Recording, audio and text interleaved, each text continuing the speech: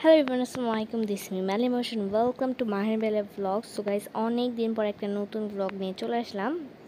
আজকের ব্লগটা হচ্ছে আমি একদম শুরু থেকে একদম ঘুম থেকে ওঠার পর থেকেই শুরু করেছি। সো ফার্স্টে আমি জানলাগুলো খুলে দিয়ে পর্দা সরাই দিই। নেক্সট আমি চলে যাই আমার মাছের কাছে। তোমরা যারা যারা আমার শর্ট ভিডিও দেখো তারা হয়তো জানো যে আমি হচ্ছে মাছ কিনেছি, অ্যান্ড এটার মধ্যে থেকে একটা মাছ মারা গিয়েছে, অ্যান্ড আরেকটা মাছ একটু অসুস্থ ছিল। আমার একদম বড় যে লাল মাছটা ওইটাই, তো ওইটার আমি ওষুধ দিচ্ছি আর কি এখনও। তো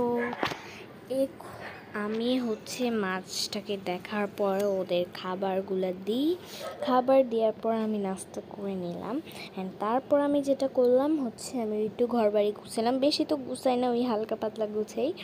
সো এইখানে হচ্ছে আমি ফার্স্ট করে দিয়েছি, এই কারণে এটা দেখতে এমন লাগতেছে, অনেক বড় ছিল তো। সো এই কারণে আমি একটু ফাস্ট করে দিয়েছি, কারণ কি এতক্ষণ তো দেখতে ভাল লাগবে না।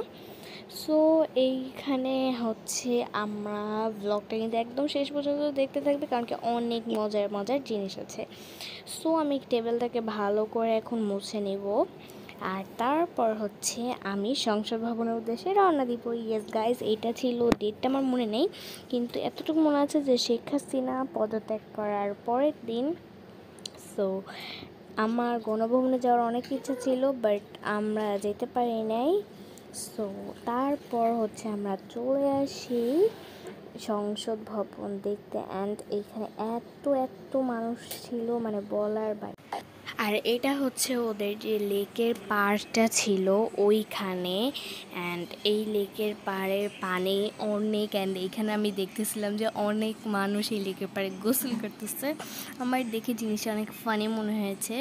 তোমরা হয়তো দেখতে পারবে একজন ওই কর্নারে লেকের পাড়টায় বসেছিল। অ্যান্ড গাইজ, আমরা কিন্তু কোঠা আন্দোলন করেছি, ঠিক আছে, আমরা আমাদের নিজের অধিকার পেয়েছি, এটাও ঠিক আছে, বাট এইভাবে রাষ্ট্রীয় সম্পদগুলোকে ধ্বংস করা আমার মনে একদমই উচিত না, কারণ কি এগুলি তো আমাদের টাকা দিয়েই তো করছে, তাই না? আর এগুলিকে আমরা যত নষ্ট করব, ততই আমাদের দেশ অন্য সব দেশের চেয়ে পিছিয়ে যাবে।